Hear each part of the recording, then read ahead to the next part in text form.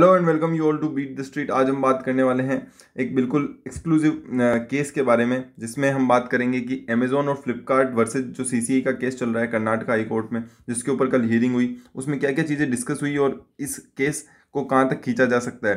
तो ये केस कहीं ना कहीं आप देख सकते हैं अमेजोन और फ्लिपकार्ट से रिलेटेड है कि भाई किस तरीके से ऑनलाइन जो एंटिटीज़ हैं, आप जैसे बोल सकते हैं फ्लिपकार्ट हो गया, अमेजोन हो गया, जो यहाँ पर एक प्रेशर क्रिएट करने की कोशिश करती है और खुद ही के द्वारा यहाँ पर कंपटीशन को होल्ड करने की कोशिश करती है। तो वो सारी चीज़ें आज इस पूरे केस में समझेंगे, पूरा केस क्या है उसे भी समझेंगे और बहुत सारी चीज़ें आज हम इस केस के बारे में और इसके एक्सर्प्ट के बारे में बताने वाले हैं। तो चैनल को सब्सक्राइब नहीं किया तो पहले चैनल को सब्सक्राइब करें, वीडियो को लाइक करें और शेयर करें ताकि इसी तरह की अपडेट्स आपको सबसे पहले मिल सके। अब आ जाते हैं कि जो केस हुआ है वो मैं आपको पहले बता देता हूँ कि पूरा जो केस है वो है एफडीआई पॉलिसी के वायलेशन से रिलेटेड। जब आप कह सकते हैं कि जब Amazon versus future deal, Amazon versus आप कह सकते हैं फ्यूचर ग्रुप का जो केस चल रहा है दिल्ली हाई कोर्ट में, या आप बोल सकते हैं सुप्रीम कोर्ट में, वहाँ पर यहाँ पर जब डिस्कशन चल रहा था तो ऐसा लगा कि कहीं ना कहीं सीसीआई और आप कह सकते हैं सीसीआई हो, चाहे कंपटीशन, एक तो होता है कंपटीशन कमिश्नर ऑफ इंडिया और एक होता है ईडी मतलब कि फेमा। फेमा मतलब होता है फॉरेन एक्सचेंज मैनेजमेंट एक्ट, कि आपने एफडीआई के रूल्स को, फॉरेन डायरेक्ट इन्वेस्टमेंट के रूल्स को यहाँ पर वायलेट तो नहीं किया है, तब ईडी आता है। और सीसीआई तब आता है जब आपने कंपटीशन, अगर इंडिया में कंपटीशन को रोकने या इस तरीके की कोशिश की जो कंपटीशन को होल्ड करती है, वहाँ पर आता है सीसीआई का रोल। तो एक्चुअली में अभी केस क्या हुआ है, केस की अगर आप हेडिंग देखोगे कि investigation by ED under FEMA does not bar probe by CCI for the competition व लॉ वायलेशन। तो अभी क्या हुआ है, अमेजोन फ्लिपकार्ट ने यहाँ पर केस फाइल किया अगेंस्ट द सीसीआई की। जब हमारे पास ईडी की इन्वेस्टिगेशन चल रही है तो सीसीआई अपनी इन्वेस्टिगेशन नहीं चला सकता। उन्होंने बोला है कि दोनों ही एक ही चीज़ करने की कोशिश कर रहे हैं। बट आज इस केस में आपको बहुत कुछ लर्निंग भी मिलेगी, बहुत कुछ सीखने को मिलेगा कि किस तरीके से चीज़ें अलग अलग है। तो आपको सबसे पहले ये कंसेप्ट समझ में आना चाहिए कि ईडी और सीसीआई में फ़र्क क्या है। ईडी की मतलब बात माने तो ईडी मतलब होता है इन्फोर्समेंट डायरेक्टरेट। इन्फोर्समेंट डायरेक्टरेट वो आदमी होता है जो इस चीज़ों को चेक करता है कि कहीं जो एफडीआई है वो एफडीआई के जो रूल्स हैं उसे फॉलो किया गया है या नहीं किया गया है। पूरी जो टर्म्स कंडीशन होती है वो सब इस तरीके से बनेगी ना, एफडीआई के रूल्स को फॉलो किया है या नहीं किया है। वहीं आपको सीसीआई का भी अप्रूवल लेना पड़ता है जब जैसे अमेजोन फ्लिपकार्ट जैसी कंपनीज बनाते हैं।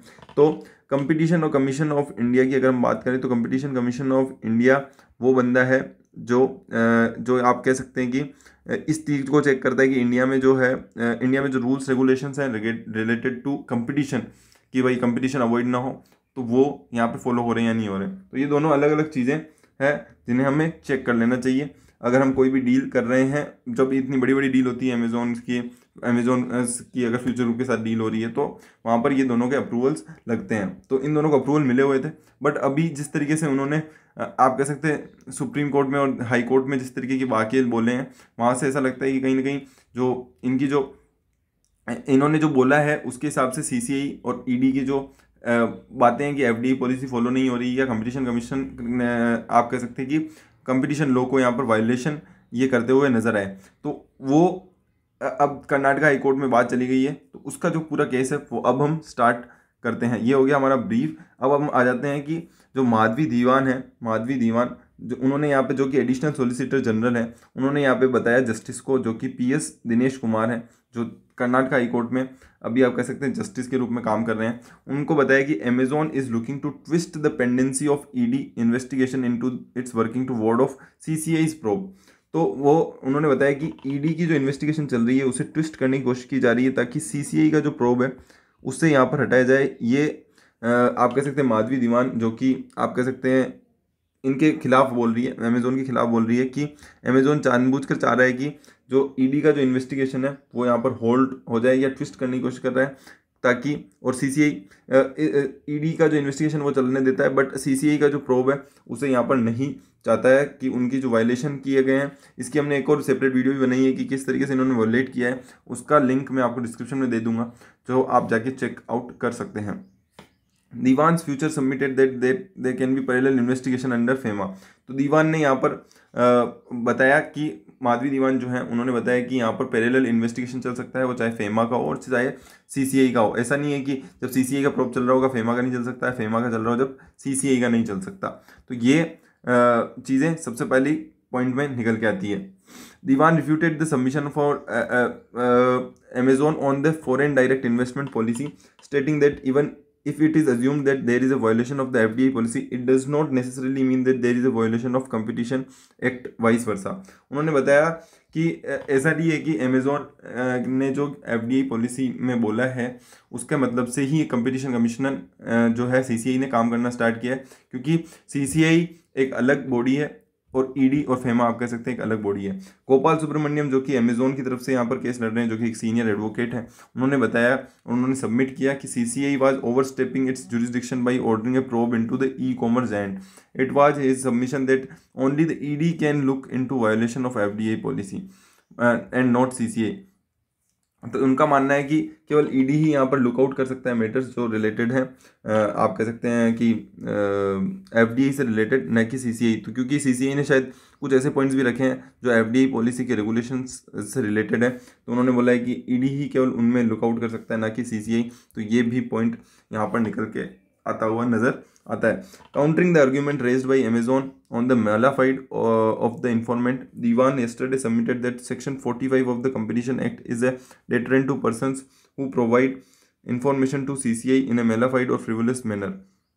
तो उन्होंने बताया कि किस तरीके से अगर आप गलत इंफॉर्मेशन देंगे, चाहे वो FDI से रिलेटेड हो, चाहे आप किसी और चीज़ से रिलेटेड हो, सेक्शन 45 बताता है अगर आपने CCI को गलत इन्फॉर्मेशन दी, मेलाफाइड दी, फ्रिवलेस दी, तो वो वहाँ पर कंपटीशन एक्ट को लागू कर सकते हैं।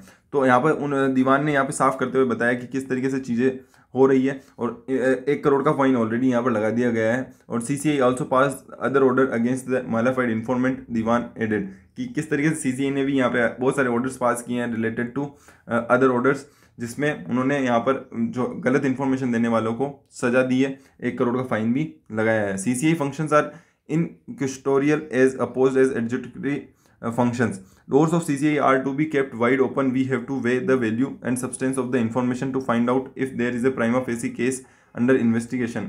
तो जो माधवी दीवान है उन्होंने यहाँ बार बार यहाँ पे पॉइंट आउट करते हुए बताया कि केवल CCI तभी नहीं घुसता है, CCI को जब आप कभी गलत इन्फॉर्मेशन देंगे जिसकी वैल्यू और सब्सटेंस काफ़ी बड़ा हो, काफ़ी इन्फॉर्मेशन, तो उसके डोर हमेशा खुले रहेंगे क्योंकि आपने गलत इन्फॉर्मेशन उसे दी है। तो ये काफ़ी कहीं ना कहीं एक जस्टिफाइड भी लगता है रीज़न। और दीवान ने यहाँ पर काफ़ी सपोर्ट किया रिलायंस की डील को, that Dewan place Reliance on the Supreme Court judgment in Samir Agarwal to argue that any person can approach to the CCI with the information that such person need not be a complaint or a consumer as required earlier. This is essentially because proceedings are under competition law in a realm. तो उन्होंने बताया कि कोई भी यहाँ पर जो चाहे वो कस्टमर भी नहीं हो, क्लाइंट भी नहीं हो, फिर भी यहाँ पे कंपटीशन कमिश्नर को यहाँ पर एप्लीकेशन कर सकता है, जैसा कि रिलायंस के केस में भी हुआ था। जब किसी और ने यहाँ पर CCI में यहाँ पर एप्लीकेशन दी थी तो भी केस आपको लेना पड़ेगा, ऐसी बात नहीं कि आप नहीं ले सकते केस। तो ये यहाँ पर चीज़ें निकल के आती, कंपटीशन लॉ है वो यहाँ पर लगाया जा सकता है, चाहे वो रिलायंस बोले चाहे आप फ्यूचर ग्रुप बोले। तो जब यहाँ पे रिलायंस ने यहाँ पर इनके ऊपर लगाया केस, तो वो यहाँ पर उन्होंने प्रूव करके बताया कि चीज़ें सही निकल के आती है। इसके अलावा this matter will be heard on the next 15 मार्च, जब यहाँ पर NCLT की भी हियरिंग है। NCLT के द्वारा भी यहाँ पर जो फ्यूचर ग्रुप और रिलायंस की जो डील है उससे रिलेटेड अप्रूवल की पेंडिंग बात चल रही है, वो NCLT का जो 15 मार्च को ही हियरिंग है, तो वो भी यहाँ पर देखना इंपॉर्टेंट होगा। और उसके बाद अमेजोन फ्लिपकार्ट वर्सेस CCI का भी जो अप्रूवल है वो 15 मार्च, मतलब ये जो केस चल रहा है वो भी 15 मार्च को नेक्स्ट हियरिंग में देखते हैं कहाँ तक पहुँचता है। The court is hearing 2 petitions moved by Amazon और फ्लिपकार्ट ने यहाँ पर जो एप्लीकेशन दी थी टू क्वेश द CCI का जो प्रोब है उसे क्वेश करने की यहाँ पर जो एप्लीकेशन दी थी उसे यहाँ पे आज डिस्कस किया गया कल। Over a year ago the court has granted interim relief to Amazon by staying the investigation, shortly thereafter the same relief was granted to Flipkart as well. But अब उसे वापस से यहाँ पर मेरे को लग रहा है कि चीज़ें चेंज हो रही है और उसके कारण यहाँ पर नई नई चीज़ें निकल के आती हुई नजर आती हैं।